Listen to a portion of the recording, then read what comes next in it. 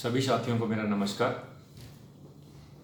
मैं मुकेश सिरोही, भारतीय अखिल भारतीय परिवार पार्टी का प्रदेश महासचिव, गुरुग्राम लोकसभा प्रभारी। साथियों, आज बड़े अफसोस के साथ मुझे कहना पड़ रहा है कि हमारा देश किन हाथों में है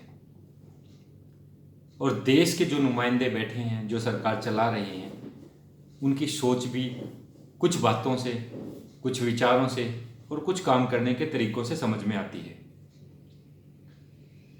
और इन तरीकों पर देखकर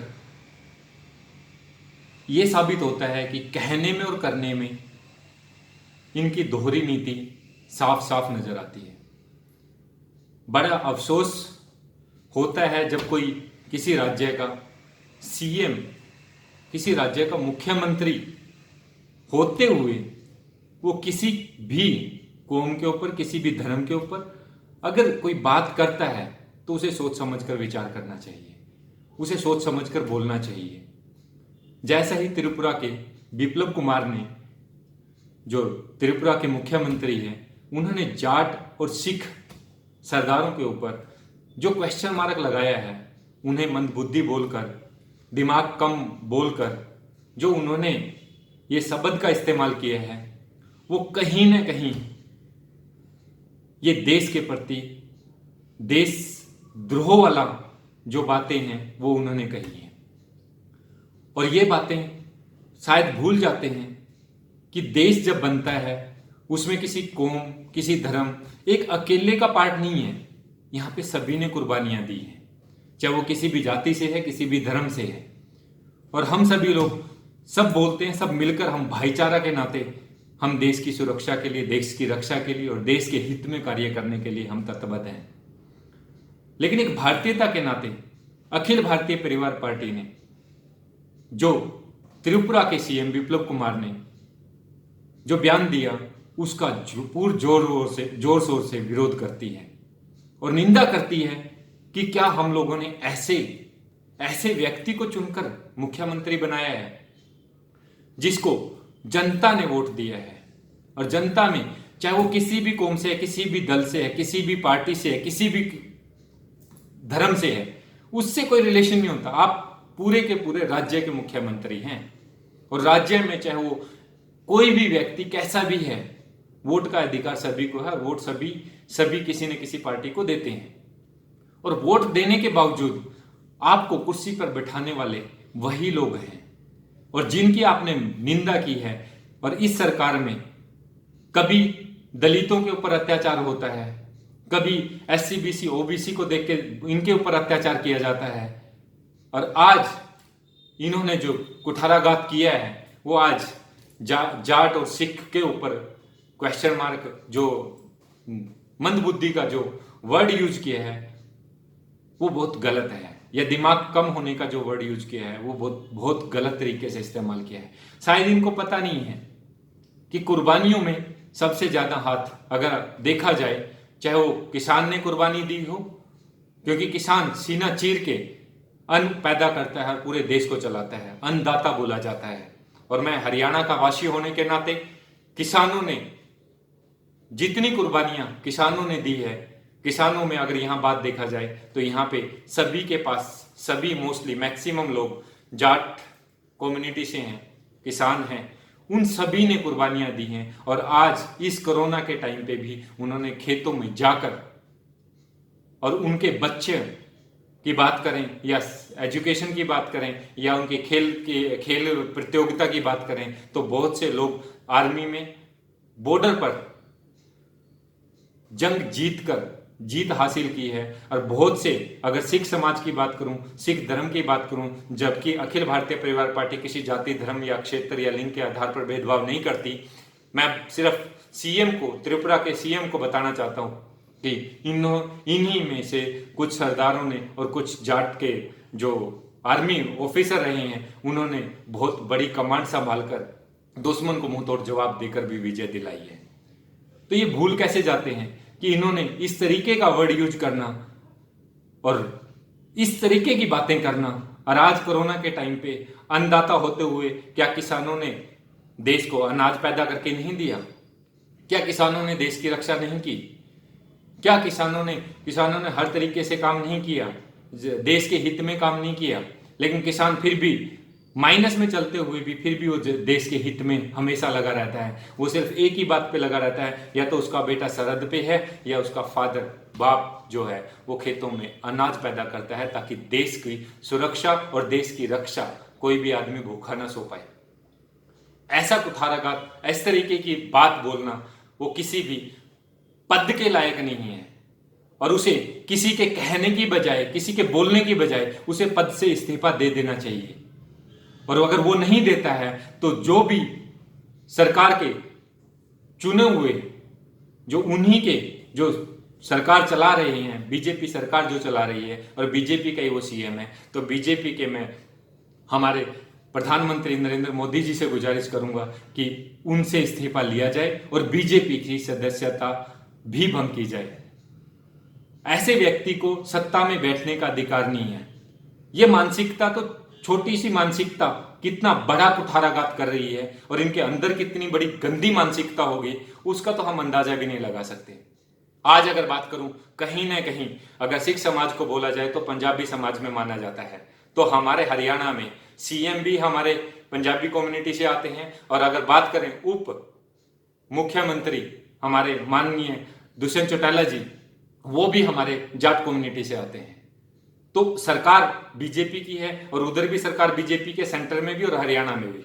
और अगर कोई ये आवाज नहीं उठाते या ये क्वेश्चन नहीं करते सरकार को कि ऐसा बोलना वाकई में गलत था, तो अगर ये नहीं आवाज उठा रहे हैं तो कहीं ना कहीं मतलब सत्ता कुर्सी का लालच है, जनता का इनके प्रति कोई भी दया भाव या जनता के प्रति इनका कोई भी समर्पण नहीं है।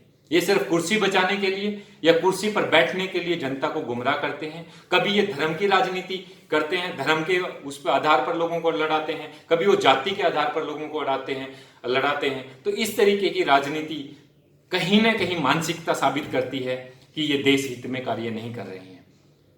और जनता से, और मैं खासकर सभी भाइयों से मैं अनुरोध करूंगा कि हम सभी को मिलकर इस देश को चलाना है और इस देश की रक्षा करनी है।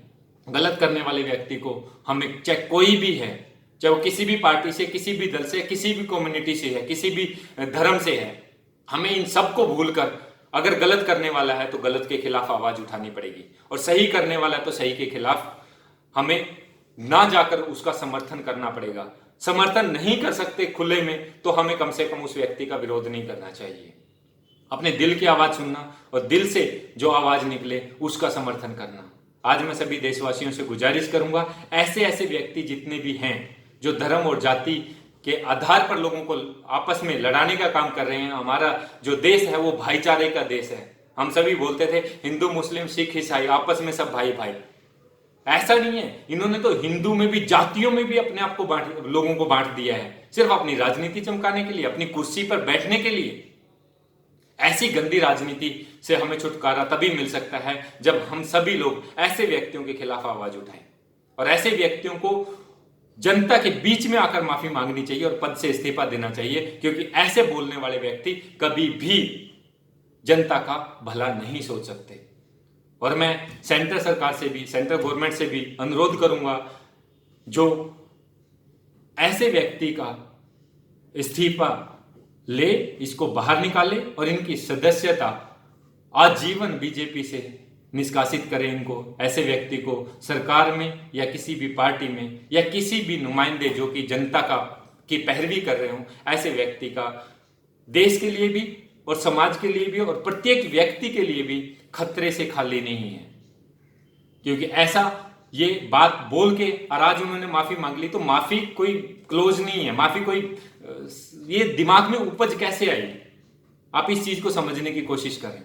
अगर ऐसे व्यक्ति के साथ भी, अगर ऐसे व्यक्ति भी अगर दिमाग में ऐसी मानसिकता रखते हैं, तो हम छोटे छोटे व्यक्तियों से, हम आपस में जो इनकी वजह से हम आपस में किसी को अच्छा बुरा बोलते हैं, तो ये कहीं ना कहीं अपनी राजनीति, अपनी कुर्सी चमकाने के लिए कर रहे हैं। मैं सभी देशवासियों से, सभी जातियों से, सभी धर्मों से जो भारत देश के नागरिक हैं, मैं सभी से गुजारिश करूंगा कि हम सभी लोग एक भाईचारे के नाते हम सभी मिलकर काम करें। और चाहे कोई भी व्यक्ति है, चाहे सरकार का है, चाहे वो बाहर है, अगर कोई गलत करता है तो हमें उसका विरोध करना चाहिए। और जो सही कर रहा है कम से कम उसका समर्थन करें। अगर समर्थन नहीं कर सकते, कम से कम उसके खिलाफ आवाज ना उठाएं। तो हमें आज एक भाईचारा का सबूत देना पड़ेगा। और ये बात एक कौम की नहीं है कि अगर जाट कम्युनिटी को बोला या सिख कम्युनिटी को बोला है कि वही लोग आके उनके खिलाफ बोलेंगे, नहीं। हमें सभी को मिलकर, चाहे हम किसी भी जाति से, किसी भी धर्म से हैं, अगर किसी के ऊपर भी अगर गलत तरीके से लांछन लगाया जाता है तो वो एक आज उसको कौम पे लगा रहे हैं, कल दूसरी पे लगाएंगे, कल तीसरी पे लगाएंगे, ऐसे इनको बोलने का मौका मिलेगा। आज मैं सभी से गुजारिश करूंगा कि हम किसी जाति धर्म को भूलकर एक देश के नागरिक होने के नाते, भारतीयता के नागरिक होने के नाते, हम सभी के सभी ऐसी जो भाषा का इस्तेमाल कर रहे हैं उनके खिलाफ हम आवाज उठाएं और ऐसे व्यक्तियों को हम सत्ता से बाहर निकालें। अगर बीजेपी सरकार इसके ऊपर एक्शन नहीं लेती है तो कहीं ना कहीं मनसा सरकार के ऊपर भी उठती है, चाहे वो राज्य सरकार के तो है ही, लेकिन हमारी सेंटर सरकार के ऊपर भी। मैं मोदी जी से गुजारिश करूंगा कि ऐसे शब्दों का आपने ही संसद में एक बोला गया था कि हमें कोई राइट नहीं है हम किसी के बारे में गलत बोले। मैं याद दिलाना चाहता हूं मोदी जी को, हमारे माननीय प्रधानमंत्री जी को, कि ऐसा भाषा का जो इस्तेमाल किया है, और आपने ही खुद बोला था कि ऐसी भाषा का इस्तेमाल करने वाले, चाहे मेरा ही पार्टी का सदस्य क्यों ना हो, या मेरी पार्टी का मेंबर क्यों ना हो, या मेरी पार्टी का कोई भी चुना हुआ व्यक्ति क्यों ना हो, उसको ये बोलने का अधिकार नहीं है, उसके खिलाफ भी कार्रवाई की जा सकती है। तो आज हम आपसे यही उम्मीद करते हैं प्रधानमंत्री जी कि आप इसके ऊपर कार्रवाई करें और इसको आप इसके पद से इस्तीफा दिलाएं और निष्कासित करें, और साथ में बीजेपी की सदस्यता से इसे भंग करें। मैं फिर बार बार गुजारिश करूंगा सभी देशवासियों से कि हम सभी को जाति धर्म भाषा क्षेत्र या लिंग को भुलाकर एक छत के नीचे आज आकर एक भारतीयता के नाते, हमें एक भारत के नागरिक होने के नाते हम भारत के लिए हमें सोचना चाहिए। हम सब मिलकर इस भारत को फिर से सोने की चिड़िया बना सकते हैं। सिर्फ फर्क इतना है कि हम आपस में भिड़कर, आपस में कुछ चुनिंदा लोगों की कुर्सी को सुरक्षित करके हम अपने देश को खोखला कर रहे हैं। हम इन कुर्सियों को जो गलत तरीके की राजनीति कर रहे हैं, इनको कुर्सी पर बैठने का कोई अधिकार नहीं है। इनको इनकी कुर्सी से नीचे उतारकर और अच्छे लोगों का चुनाव करें, और चुनाव अच्छे लोगों का करने से हर एक समस्या का समाधान किया जा सकता है।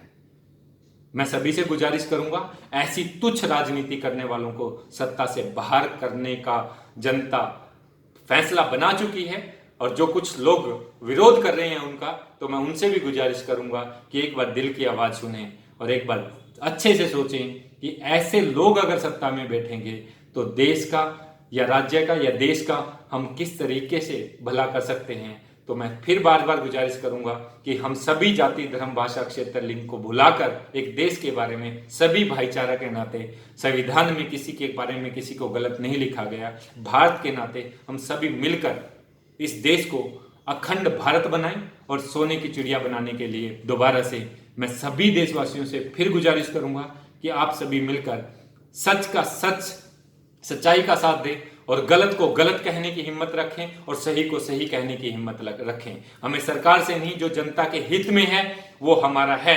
जो जनता के खिलाफ जाएगा हम उसके खिलाफ आवाज उठाएंगे। मैं सभी देशवासियों से फिर गुजारिश करूंगा, भाईचारा बनाए रखें और कोरोना की जो महामारी है उससे बचाव बहुत जरूरी है। अगर कोई जरूरी काम ना हो तो घर से बाहर ना निकले।